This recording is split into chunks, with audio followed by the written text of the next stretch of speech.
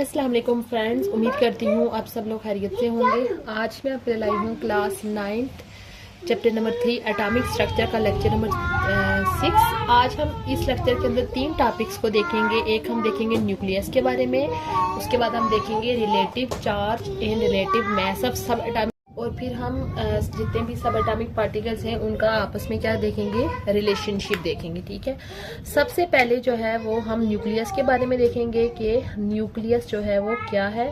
जैसे कि न्यूक्लियस के बारे में पिछले लेक्चर के अंदर भी डिस्कस हो चुका है कि न्यूक्लियस एटम का एक पार्ट है और ये सेंट्रल के अंदर सेंट्रल पार्ट है। ठीक है, पहली चीज जो आपने याद रखनी है कि nucleus is a central part of atom. ये एटम का कौन सा पार्ट है, सेंट्रल पार्ट है।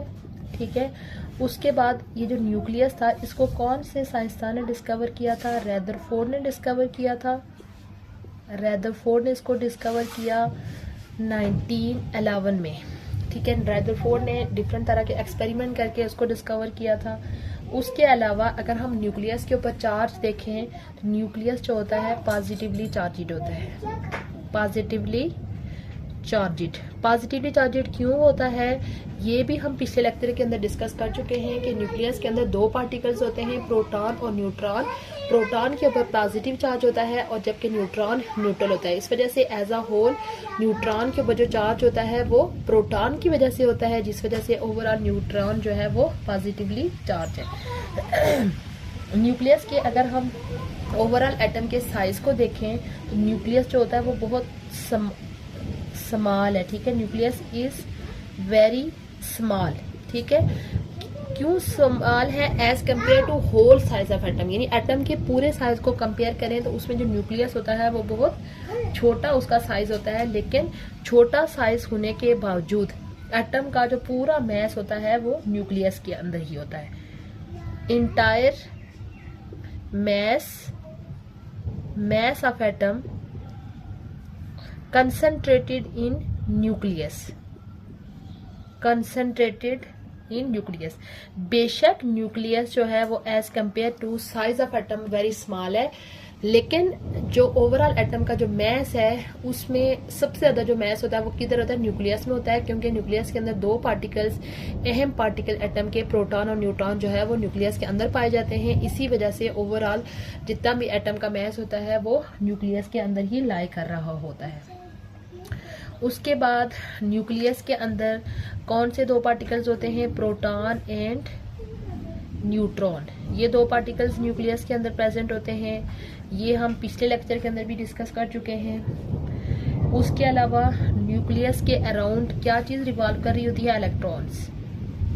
ठीक है, electron revolve around nucleus. Electron जो है वो न्यूक्लियस के अराउंड रिवॉल्व कर रहे होंगे।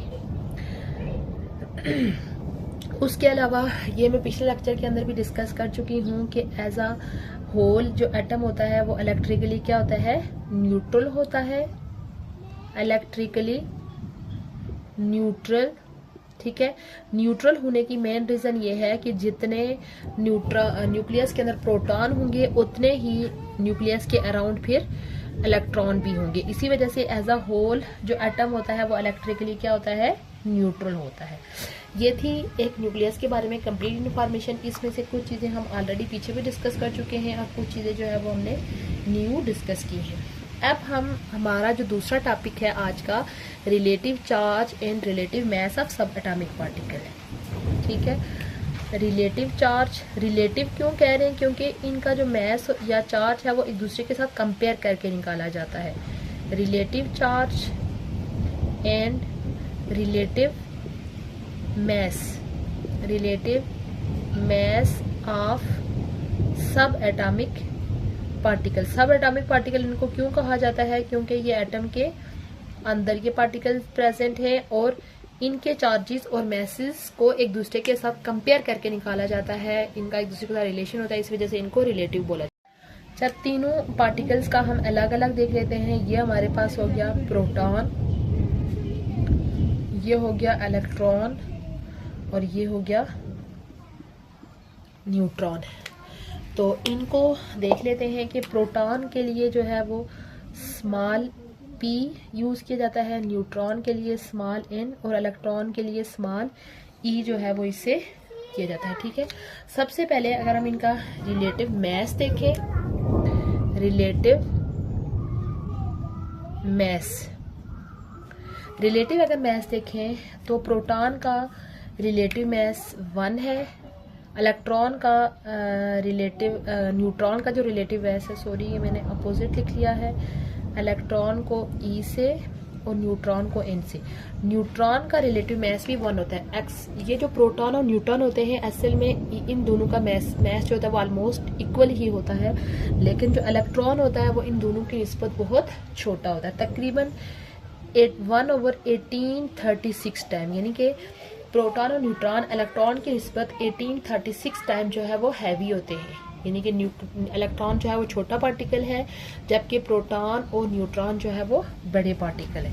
उसके बाद अगर हम इनका मैस देखें केजी के अंदर, ठीक है, किलोग्राम के अंदर अगर इनका मैस देखा जाए तो जो प्रोटॉन का मैस होता है 1.627 मल्टीप्लाई बाय 10⁻⁻27। इसी तरह न्यूट्रॉन का मैस भी यही होता है -27, लेकिन जो इलेक्ट्रॉन है उसका मैस है 9.109 मल्टीप्लाई बाय 10⁻⁻31। ये आप वैल्यूज़ नोट करें, ये माइनस में वैल्यूज़ हैं। जब वैल्यूज़ माइनस में चली जाती हैं तो उसके लिए याद रखें कि वो इंतहाई छोटी वैल्यू होती है। ठीक है, तो इसमें आप देखें इलेक्ट्रॉन के मैस को देखें -31 है, यानी कि ये वैल्यू और छोटी हो गई है, जबकि -27 है। इससे आप अंदाज़ा लगा सकते हैं कि इलेक्ट्रॉन जो है वो ज़्यादा छोटा है बनिस्बत प्रोटॉन और न्यूट्रॉन के, लेकिन एज अ होल ये सारे पार्टिकल जो है वो छोटे ही होते हैं, माइनस में इनकी वैल्यूज़ है। उसके बाद तीसरी चीज़ इनका रिलेटिव चार्ज अगर हम देखें, रिलेटिव चार्ज ये हम पीछे भी डिस्कस कर चुके हैं कि जो प्रोटॉन होता है उसके ऊपर +1 चार्ज होता है, ठीक है, इलेक्ट्रॉन के ऊपर -1 होता है और जबकि इसके ऊपर 0 चार्ज होता है। उसके बाद जो इनका असल में जो चार्ज है, ठीक है, चार्ज का यूनिट होता है कॉलम में उसका अगर हम चार्ज देखें तो इसका चार्ज होता है 1.602 10⁻⁻19। ये प्लस में होगा और सेम इलेक्ट्रॉन के लिए भी जो है वो यही वैल्यू होगी, जस्ट वो क्या होगी, माइनस में होगी, 10⁻⁻19। बेशक इनके मैसेज डिफरेंट हैं बट इनका जो चार्ज है वो ऑलमोस्ट सेम है बट अपोजिट साइन के साथ है। जबकि न्यूट्रॉन के बारे में हम ऑलरेडी डिस्कस कर चुके हैं कि न्यूट्रॉन जो है वो न्यूट्रल होता है, उसके ऊपर कोई चार्ज नहीं होता। ठीक है, ये थे डिफरेंट यानी कि इलेक्ट्रॉन, प्रोटॉन और न्यूट्रॉन के चार्जेस, मैस, रिलेटिव चार्ज, ये सारी चीज़ें। ठीक है, अब हम तीसरी चीज़ हम इनकी जो इस टॉपिक के साथ हम डिस्कस करने जा रहे हैं कि इन ये जो पार्टिकल्स हैं इनका आपस में क्या ताल्लुक है, रिलेशनशिप बिटवीन सब एटॉमिक पार्टिकल। उसके बाद इनका जो ये रिलेशनशिप है सब एटॉमिक पार्टिकल का, वो आप इस डाटा से भी देख सकते हैं कि देखेंगे प्रोटॉन और न्यूट्रॉन का जो मैस है वो क्या होता है, सेम होता है ऑलमोस्ट। ठीक है, mass of proton is equal to mass of neutron, यानी कि इनका आपस में क्या ताल्लुक है कि इन दोनों के मैसेज क्या हैं, सेम होते हैं। ठीक है, उसके बाद अगर हम प्रोटॉन और इलेक्ट्रॉन का देखें तो प्रोटॉन और इलेक्ट्रॉन की जो तादाद होती है किसी एटम के अंदर वो ऑलमोस्ट क्या मीन के इक्वल होती है, जिस वजह से एज अ होल एटम क्या होता है, न्यूट्रल होता है, यानी कि number of electron in atom, किसी एटम के अंदर नंबर ऑफ इलेक्ट्रॉन इक्वल होते हैं number of proton in atom, यानी कि एक एटम के अंदर जितने प्रोटॉन होंगे उतने ही उस एटम के अंदर क्या होंगे, इलेक्ट्रॉन होंगे। ये रिलेशन है इलेक्ट्रॉन और प्रोटॉन के दरमियान। उसके अलावा अगर हम चार्जेस का देखें, दोनों का चार्ज भी क्या है, सेम है। Charge of electron is equal to charge of proton, charge equal है बट विद अपोजिट साइन के लिहाज से इक्वल है, बट यानी साइन अपोजिट है बट ओवरऑल जो चार्ज की अमाउंट है वो दोनों के ऊपर क्या है, सेम है। उसके बाद अगर हमें किसी एटम का मैस नंबर पता है, मैस नंबर, ठीक है। मास नंबर की वैल्यू से हम जो है वो क्या फाइंड आउट कर सकते हैं, नंबर ऑफ न्यूट्रॉन फाइंड कर सकते हैं। यानी किसी एटम का मास नंबर पता है तो उससे हम नंबर ऑफ न्यूट्रॉन फाइंड कर सकते हैं। कैसे, सपोज अगर हमारे पास एक एटम है सोडियम, उसका मास नंबर है 23, तो मास नंबर में से हम माइनस कर लेंगे number of protons. Number of protons को माइनस कर लेंगे तो पीछे हमारे पास 12 बचेगा, तो हमारे पास निकल आएंगे नंबर ऑफ न्यूट्रॉन। ठीक है, ये था हमारा आज का लेक्चर। आज के लेक्चर में हमने 3 टॉपिक्स को डिस्कस किया है। न्यूक्लियस के बारे में, उसके अलावा तीनों पार्टिकल्स के रिलेटिव चार्जेस, रिलेटिव मैसेस, और उसके अलावा उनका आपस में जो रिलेशन है, ये चीज़ें जो हमने डिस्कस की हैं। न्यूक्लियस का अगर हम देखें कि न्यूक्लियस जो है वो एटम का सेंट्रल पार्ट होता है। इसको रदरफोर्ड ने 1911 में डिस्कस किया। ये पॉजिटिवली चार्ज है, और ये पॉजिटिव चार्ज किसकी वजह से होता है, प्रोटॉन की वजह से होता है। ये इंतहाई स्मॉल होता है, बट ओवरऑल जो एटम का मैस होता है वो इसी के अंदर प्रेजेंट होता है। प्रोटॉन और न्यूट्रॉन इसके अंदर होते हैं, और इलेक्ट्रॉन जो है वो न्यूक्लियस के अराउंड मूव कर रहे होते हैं। और एक एटम के अंदर जितने प्रोटॉन होंगे उतने ही उसके अंदर इलेक्ट्रॉन होते हैं, जिस वजह से एटम इलेक्ट्रिकली न्यूट्रल होता है। उसके अलावा ये इसका हमने कुछ डाटा शेयर किया था कि किस तरह से उनका आपस में ताल्लुक है। चार्जेस देखें तो चार्जेस बिल्कुल अमाउंट में सेम है, बट अपोजिट साइन के साथ है। मैस प्रोटॉन और न्यूट्रॉन का सेम है। उसके अलावा इलेक्ट्रॉन जो है वो छोटा पार्टिकल है। उसके बाद रिलेशनशिप देखा हमने कि दोनों का मैस सेम होता है, प्रोटॉन और न्यूट्रॉन का।